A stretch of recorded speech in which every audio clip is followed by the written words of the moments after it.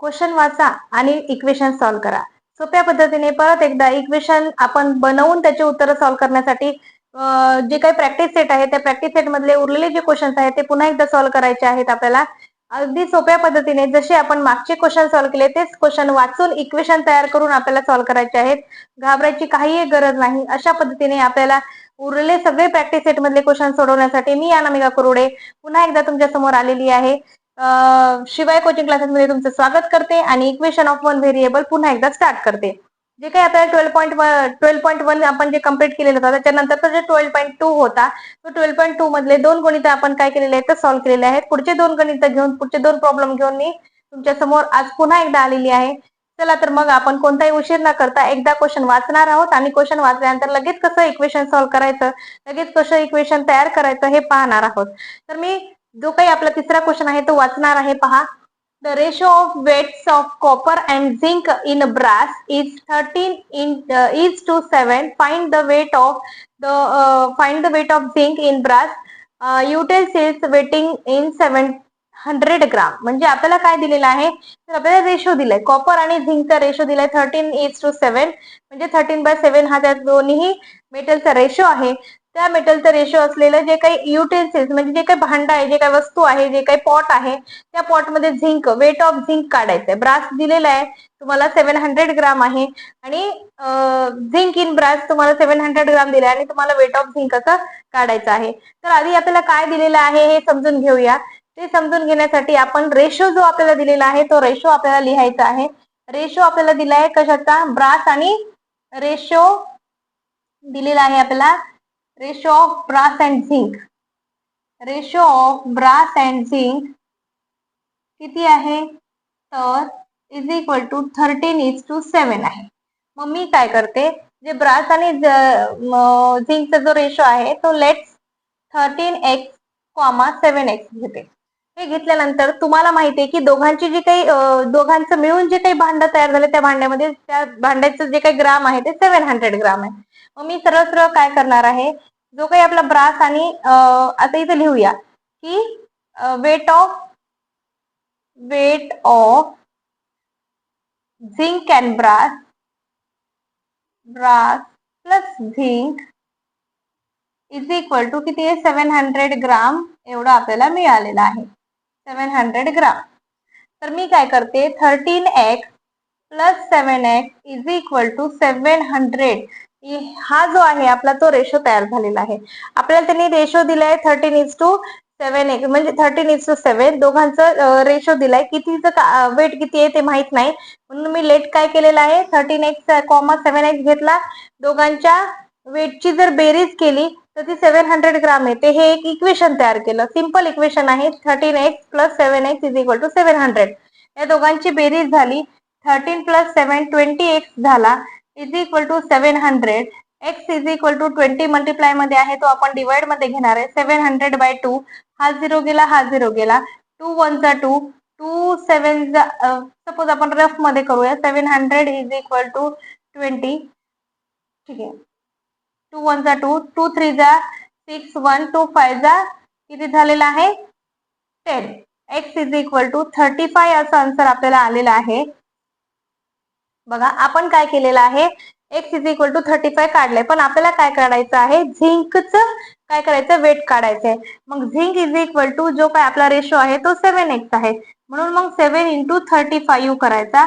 आपलं जे उत्तर आहे ते बघा 7×5 35, 3 उरले 7 21 22 23 24 म्हणजे 245 ग्राम एवढं त्याच्यामध्ये झिंक आहे. त्याच्यामुळे आपण असं लिहू शकतो therefore zinc weight of zinc is weight of zinc is 245 grams.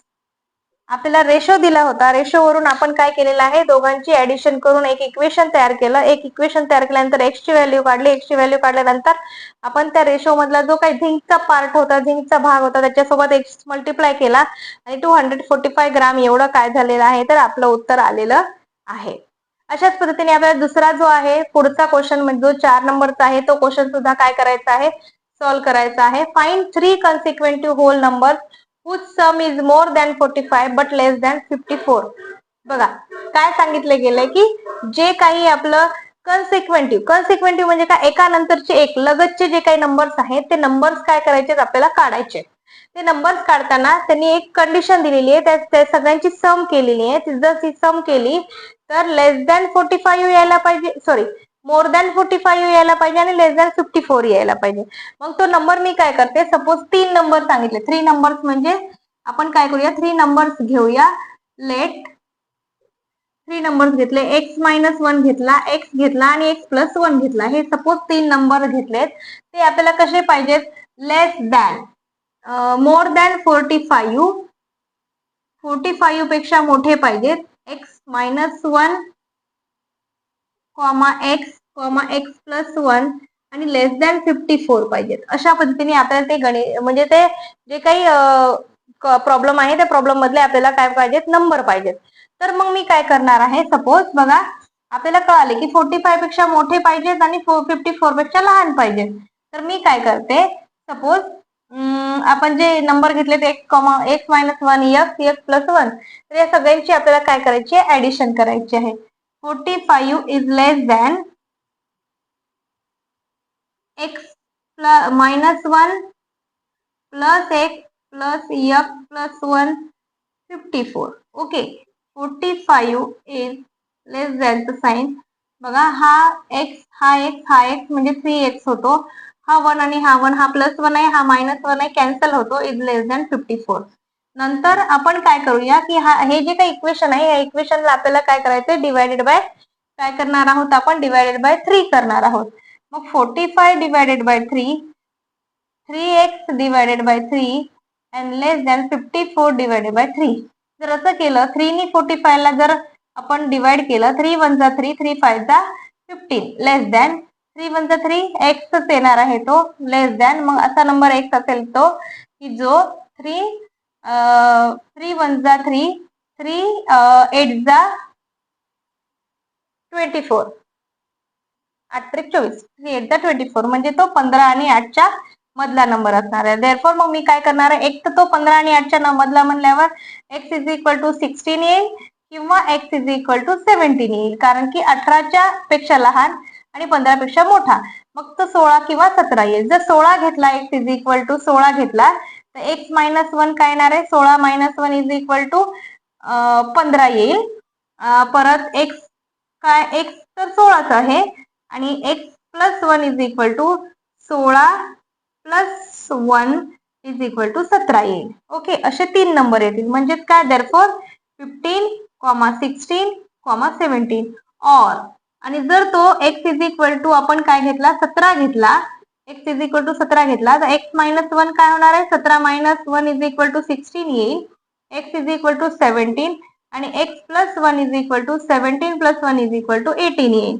म्हणजे 16, 17, 18 असे 3 नंबर. जर तुम्ही x इज इक्वल टू 16 घेतला तर हे 3 नंबर येतील, x इज इक्वल टू 17 घेतला तर हे 3 नंबर येतील. यावरून आपण असं सांगू शकतो, therefore x is equal to 16 और 17. म्हणजे काय, आपले ते 3 कन्सिक्वेंटिव्ह नंबर निघालेले आहेत. हा, कन्सिक्वेंटिव्ह नंबर निघालेले आहेत. हे नाही लिहिलं तरी चालते. कन्सिक्वेंटिव्ह नंबर किती निघाले आहेत, एक तर 15, 16, 17 और 16, 17, 18 असे 3 काय तर आपल्याला नंबर्स निघालेले आहेत. असे एकदम सोपे, म्हणजे आपल्याला वाचल्या त्या क्वेश्चनचा अर्थ समजला पाहिजे आणि अर्थ समजल्यानंतर आपल्याला काय करायचं हे कळलं पाहिजे. याच पद्धतीने हे दोन्ही गणित मी तुम्हाला सॉल्व्ह करून दाखवलेले आहेत. मी आशा करते की तुम्हाला हे दोन्ही गणित समजले असतील. जर समजले असतील तर या व्हिडिओला लाईक करा, कमेंट करा, शेअर करा आणि बेल आयकॉनवर प्रेस करा, जेणेकरून माझे प्रत्येक व्हिडिओ तुमच्यापर्यंत पोहोचतील.